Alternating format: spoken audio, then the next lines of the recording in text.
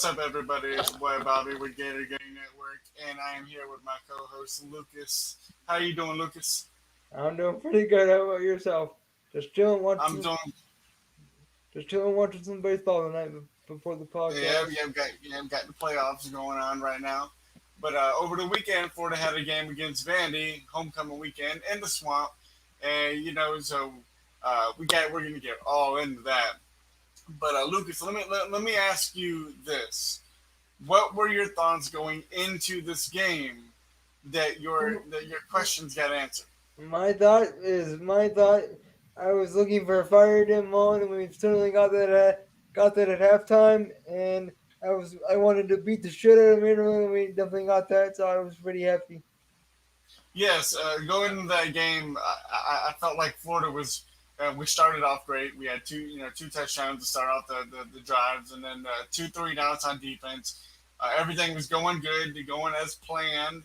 But somewhere in the first half, the Gators kind of fell off of losing focus on the details and the fundamentals, and really getting after it like like we should be able to do against Vanderbilt. But going into halftime, they're up 21-0. You would think that that's a pretty good score to go into halftime with. But Dan Mullen was very unhappy with the Gator defense with not being able to get off the field, which has been a problem all What year on Vanderbilt? third down. Vanderbilt. I think Vanderbilt had what 50 plays in the first half. Yeah, they were racking up some plays. They were getting first downs. They had over 200 yards of total offense, in the first half. So they were matching us, with the offense, but they just weren't able to capitalize on, get with the missed field goal and the other missed field goal. So, that was kind of them shooting themselves in the foot by, missing the field goals. But they were able to march down the field. But, halftime, um, Dan Mullen's interview was short and sweet. Asked about the defense, one word: awful. Let's talk about that first half defense. What was wrong with the Gators in the first half? Uh, I don't know. We just gave up too many yards, and I was a little concerned. I'm a little concerned going into LSU, to be honest with you, but we'll get it figured out. Um, I'll say this, and I'll bring this up now. Consistency is the Gators' biggest problem. They'll be ready to play, ready to go, and then at some point in the game, rather it's the beginning of the game, which is most of the case, or somewhere along the half, they kind of die down and lose focus of what's at Yep. hand, and they need to keep their foot on the gas pedal. So I would say, going into this next stretch of the season, LSU, the bye week, and Georgia, Georgia. those are 3 huge weeks because with some injuries we've had, with a game next week, we've really got to be ready for Georgia because they are the Georgia's new number one Georgia's team gonna in the country. that'll be the second time we play number one. Yes, exactly. So our work is cut out for us for what we got on the slate. Um, but before we think too far ahead, the second half, Gators came out rolling. I believe we only gave Vanderbilt 56 yards in the second half, so we really shut them down, and we really set the tone in the second We half of do.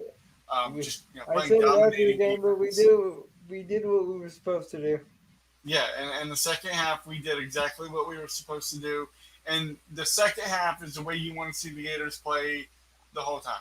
The whole game. Um, we will, that's where we need to get at.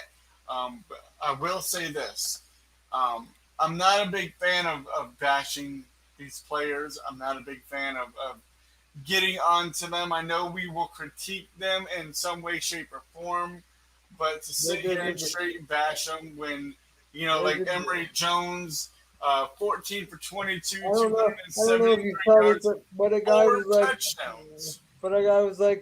can Emory Jones just get injured already so we can see AR? I don't. I was like, Comments like that are disrespectful. They're rude. They're uncalled for. If you're a Gator fan and you're talking like that, then you're not a true Gator fan because you're not a true fan of any college athletic at that. Because I wouldn't wish injury on any player of any team. I want every team that we play to be as healthy as they can be, to where to be the greatest game that it can possibly be. That's just By what the you way, want. uh, So by the way, Dan Mullen said today, Monday today, is today Monday? yes, Mullen said today that three players will be back today. I, and I'm hoping we get Elam back in the mix. Elam should be good. He was a game time decision. He wanted to go. Trainer said no, so Dan Mullen sat him. So Elam did not play. He was going to be used for an emergency, only if an emergency, but we're playing Vanderbilt. I don't think there's a high alert of an emergency there, um, but that's just my opinion. Yeah, no disrespect to Vanderbilt because they did give Florida some different looks here and there, but they just don't have it all together. They don't have the talent level, the schemes, the playbook that Florida has, and it really showed throughout the game. they don't recruit from the same talent pool that we do. No, no, absolutely not. But homecoming, always a big week leading into the game. Would have been a And whole let lot me ask you better. this: what did you think of the uniforms that we wore? I love the uniforms. I thought the uniforms were great. I love the helmets. I love the throwback. Anytime you get the throwback and look alike, what the Gators used to wear, it's always great for me. I love it. Um, What did you think? I thought the helmets were badass. Honestly, my favorite throwback uniform that we have worn is the one we wore against Auburn 2 years ago. I love Yes, the yeah, that is one of my favorites. That is one of my favorites right there. What made that game so special is wearing those uniforms with Kyle Trask wearing the number 11. So that made it so much cooler. Um, and as we know, the guy who has his name now on the stadium wore number 11, and exactly. So great history behind that number. Before he comes into this Vanderbilt game and after the loss to Kentucky, and really needed to get back into the winning ways, and we did just that. Granted, the talent level's not there with Vanderbilt, but it's a win. It's an SEC team. it's a Um, W. It's it's a W's a W, as they W. say. Yep. W's a Uh, W. in the polls, we were 20th before playing Vanderbilt, and we are now 20th after winning against Vanderbilt. So we did not move up in the AP poll. Which, So we're right there. yeah, I honestly think we're gonna beat LSU. I think the LSU game will be a very good game. I think LSU And by the way, I morale changed is the I changed the fixture to the jump pass for this week since nobody yes, the famous jump pass. Love that play. since Um, since nobody gave me a picture, so I just did it myself. Hey, that's a good one. That's a good one to have right there. So Florida had 8 penalties in the game, and that's at home. Penalties still a concern to you, Lucas? But yeah, penalties are a concern. We I mean, not as bad as the last week, the but last time. How about this? The last time we had 8 false starts in a game was 20 years ago. I get the Mississippi State. yeah, that's crazy to have that many false starts in a game.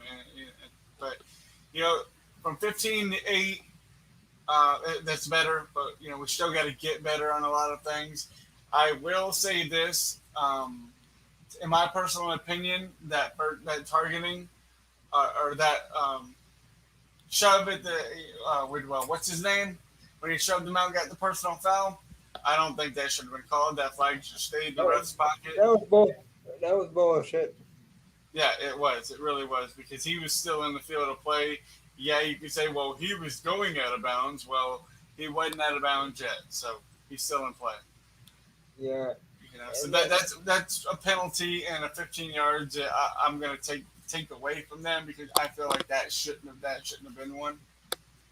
yeah, but still, 7 penalties for what? I mean, it was regardless of how many yards it is. I had that many penalties when and there was a couple false starts and um, just penalties that we should not be having. especially at home. No, I Um, agree with you. One thing that does concern me going into the LSU game is how is Emory going to do on the road? I mean, his first road start wasn't all that great. my biggest concern going into this LSU game is the Gator defense and needing to get off the field. I feel that the Gator defense and getting off the field on third down is crucial against LSU. I feel we're I think playing it's it gonna in be. Baton I Rouge. think it's Yes. gonna be a low scoring game, kind of like the 2016 game where we had to go and stand. Hmm. You know what? I don't know if it'll be that low scoring, but I mean, we'll see. Um, but yeah, yes, absolutely. I'm gonna go with. I'm gonna bring this comment up on the screen. I don't know who this is that brought this up, but Naquan Wright is a badass running back, and I was watching He a reminds. YouTube. I don't want to jinx the kid, but he reminds me so much of Jeff Dempsey, Chris Rainey. He definitely does because his cutback, his vision is there. The speed is there. I think he's a damn good running back. He's good at catching. He's good at running. He's elusive, Am very I the elusive. only one? So I'm not the only one that thinks he reminds me of Dempsey Rainey. He's got those. He's got Jeff Dempsey speed, and he can. He's just so shifty.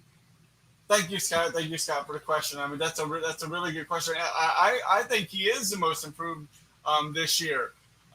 Honestly, what I would like to see from the running backs is this, or from the coaching staff is if you have a player that's got the hot hand, Like like Damien, Damian Pierce did last weekend, you keep feeding him the ball. I know you want to rotate players in, but when he's still going, let him go. If he, if he needs a break, you'll see that he needs a break, or he'll tell you he needs a break. But keep feeding him the ball, let him go. But that's kind of what I want to see from the coaching staff. yep, I Going into agree with these you. games.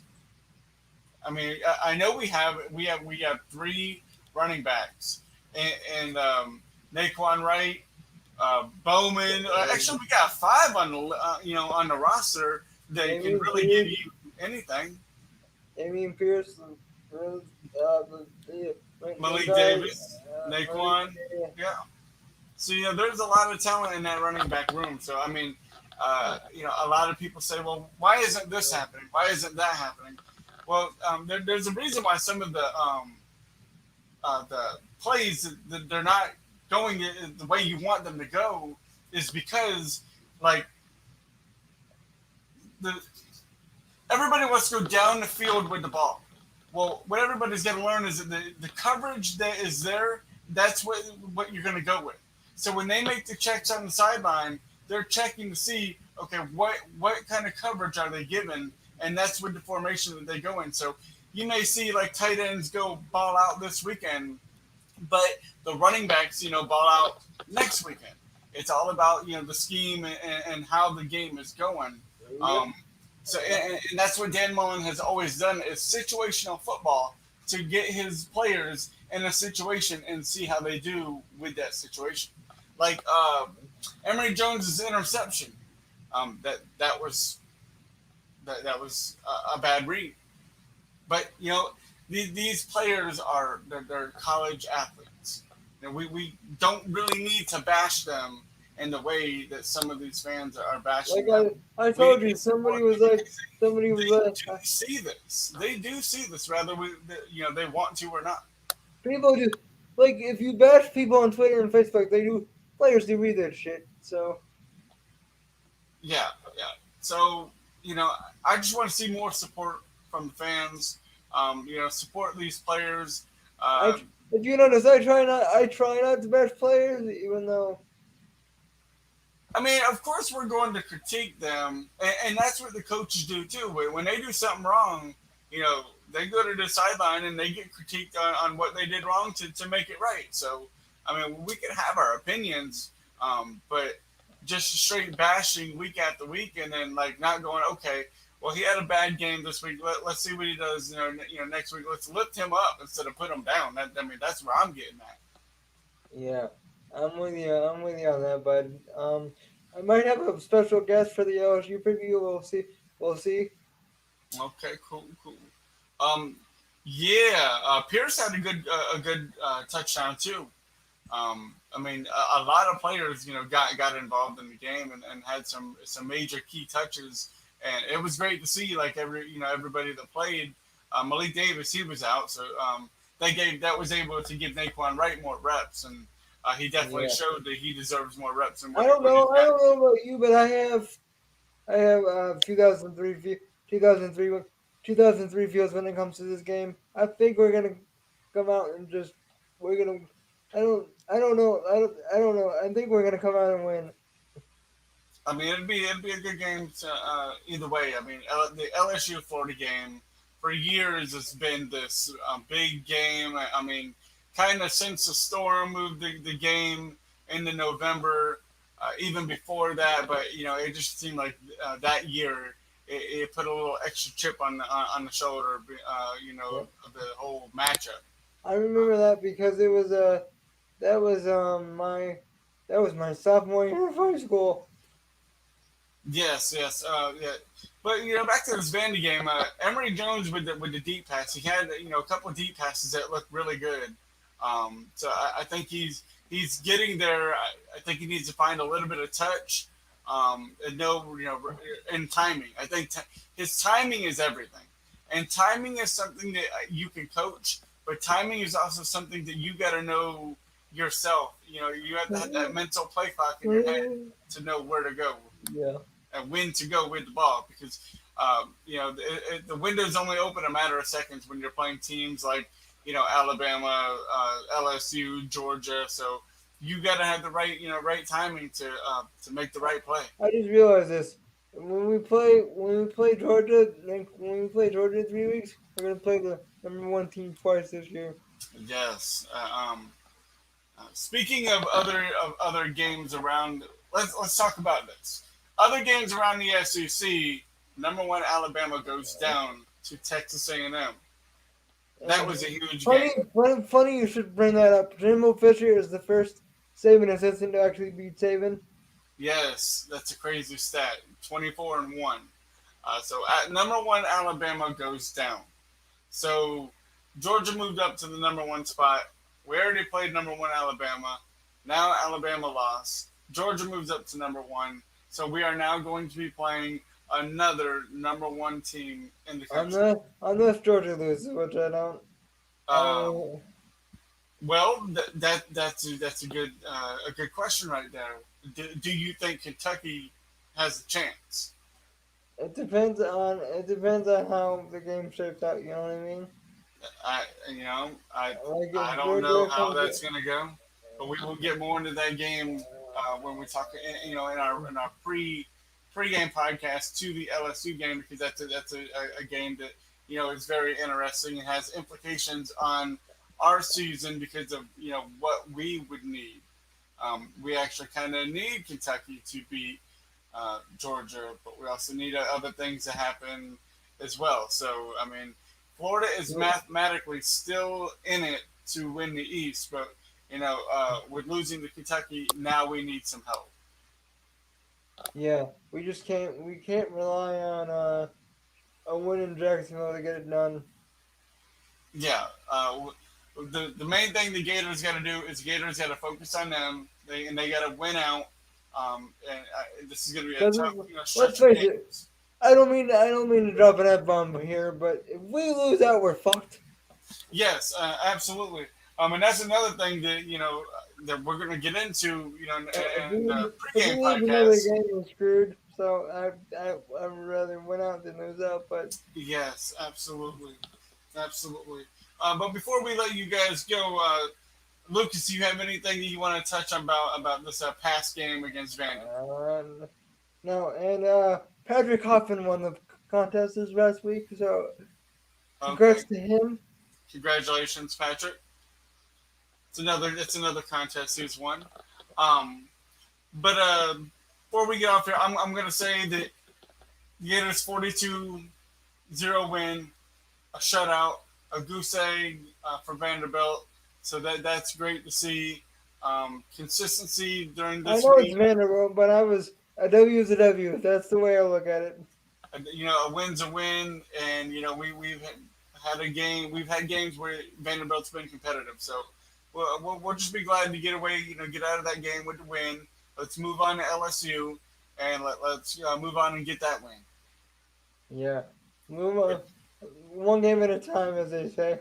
One game at a time, and this is why we play the game. But as y'all know, when we get off here, if you ain't a Gator, You must you be must be Gator Gator bait. bait.